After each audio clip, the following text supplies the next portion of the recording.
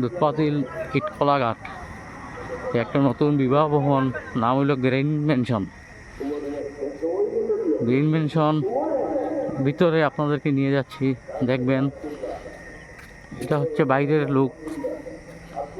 বাইরের লুক, এটা হচ্ছে রাস্তা, এবং এখানে অনেক পার্কিংয়েরও ব্যবস্থা আছে। এবং যিনি ওনার, তার কন্ট্যাক্ট নাম্বার দেওয়া আছে এখানে, যে কন্ট্যাক্ট বুকিং করার জন্য। এবার আমরা যাচ্ছি ভিতরের দিকে। ভিতরে এই সিঁড়ি দিয়ে উঠছি। তার সময় খুব সুন্দর, অনেক বড় স্পেস দেখা যাচ্ছে। এখানে কি একটা সাইনবোর্ড দেখি নেই, এই সাইনবোর্ডের মধ্যে কি লেখা রয়েছে।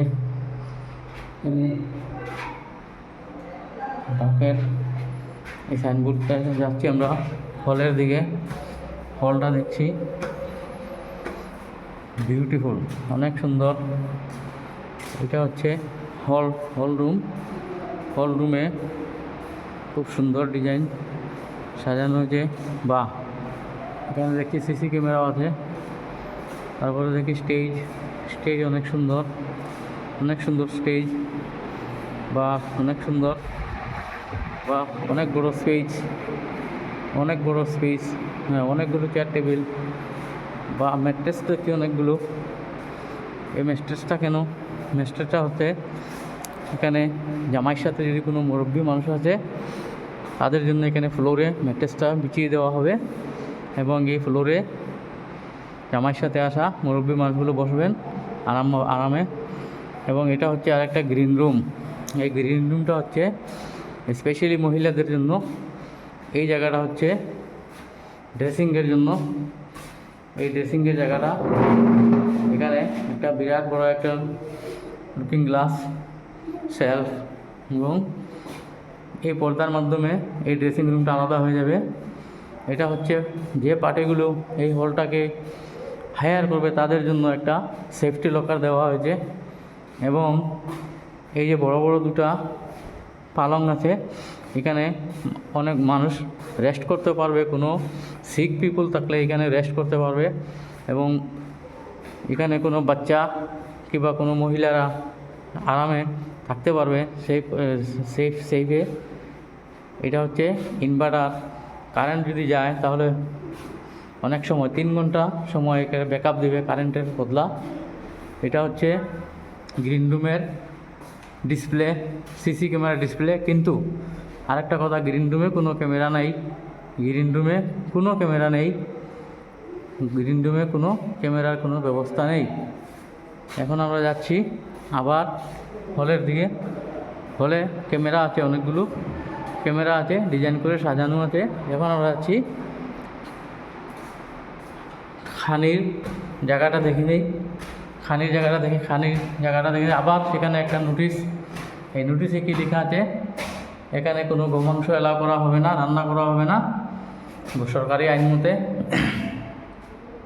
এখানে একটা বাকেট এবং এই স্টেয়ার দিয়ে আমরা খানির রুমে যাচ্ছি।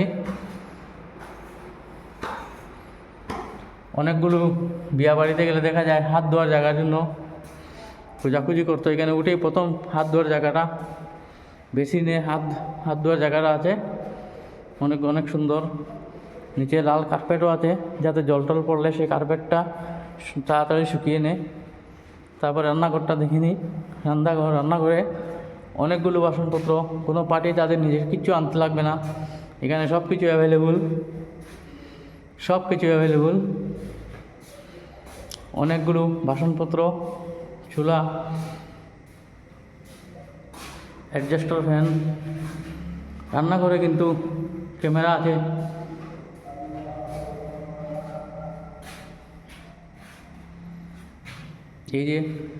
এই বাসনপত্রগুলো সবই আছে এখানে সাজানো।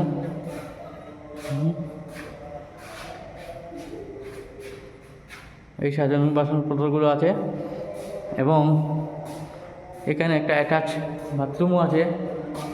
পান্ডারা যদি তাদের কোনো অসুবিধা হয়, এখানে তারা বাথরুম করতে পারবে, বাইরে যেতে লাগবে না। এবং রান্না বাড়া করার পরে এই দরজা দিয়ে বাইরে হয়ে এই পুরা হল ঘরে ওনারা খানি সার্ভ করতে পারবে। এই টেবিল চেয়ারগুলো জায়গায় জায়গায় বসিয়ে মানুষকে খানি সার্ভ করতে পারবে। অনেক বড় হল, একসঙ্গে 120-25 জন মানুষে খেতে পারবে। এই হচ্ছে এটা একটা ট্রলি, এই ট্রলির মাধ্যমে খানি ডিস্ট্রিবিউশন করতে পারবে। এই ট্রলিটা অটো রান হবে।